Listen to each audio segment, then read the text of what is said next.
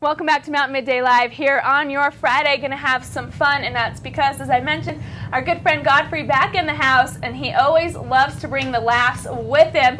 And today he's brought in Michael Blackson and also Markus Jennings coming in. They're going to be down at Club 90 down at the Comedy Loft all weekend.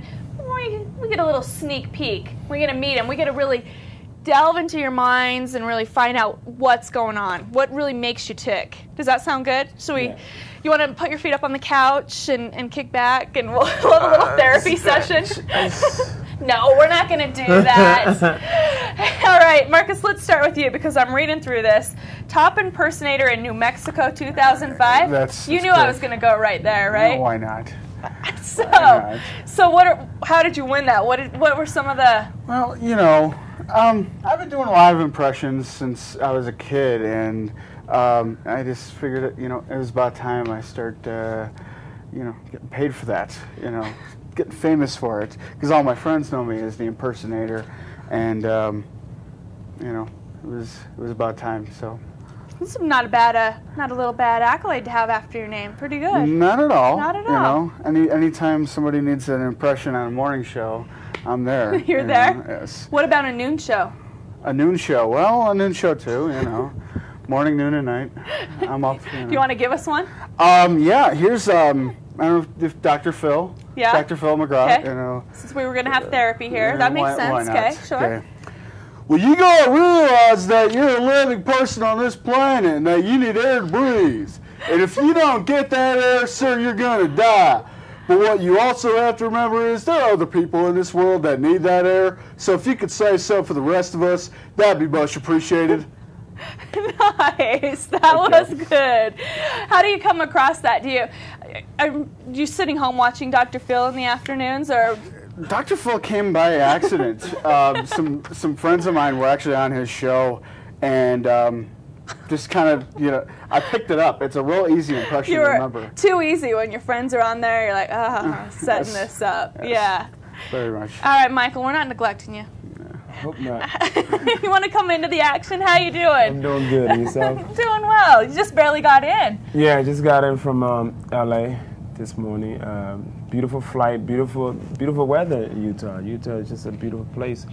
You know, I heard there was nothing here, just one big flat ground. And people, flat? Just nothing, and this place is gorgeous. Mountains everywhere. It's no flat here. I don't ski. I'm from Africa. We don't have no snow in Africa. You have mountains in Africa? We have I've never mountains, been to Africa. Yeah, Africa is beautiful. It's pretty hot right now. It's probably right now it's about 206 degrees.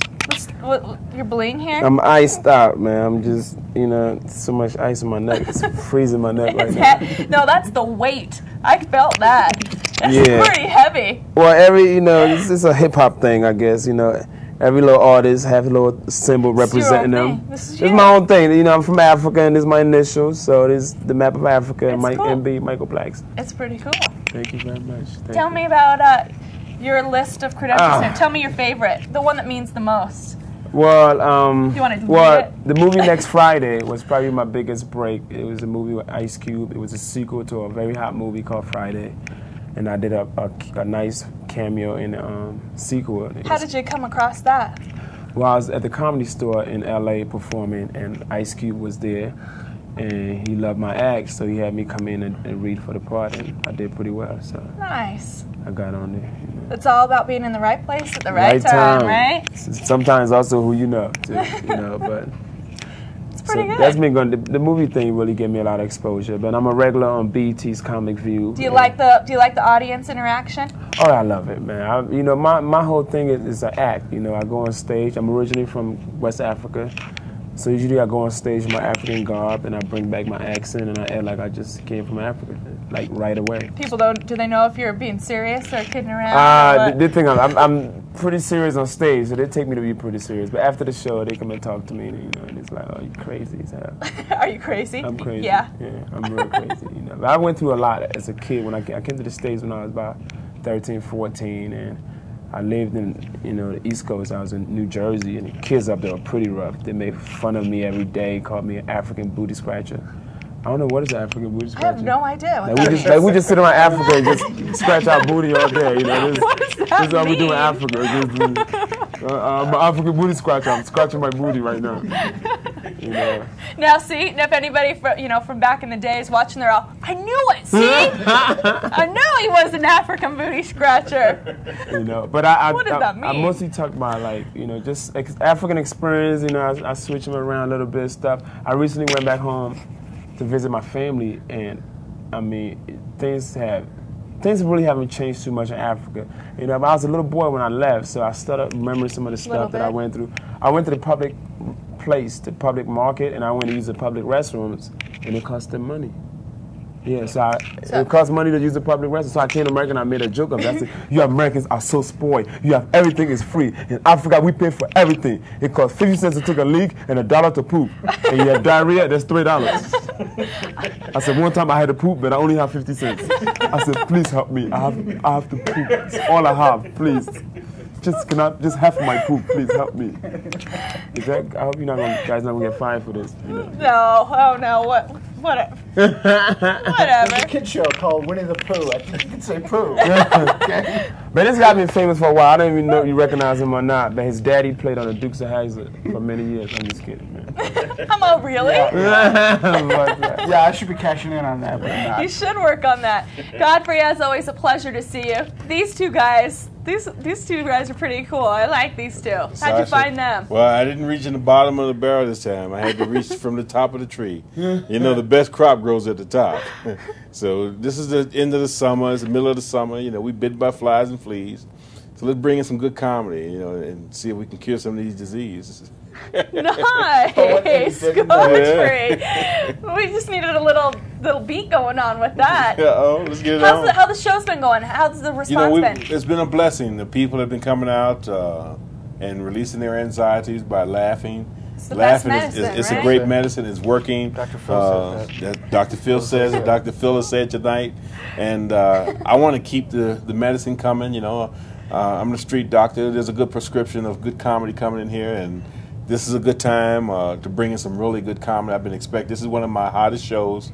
As a matter of fact, the hottest shows that we've been able to give here, and I'm looking forward to this hot weekend. Doing some more. Yeah. You guys excited to be in Utah? You know what you're in for tonight?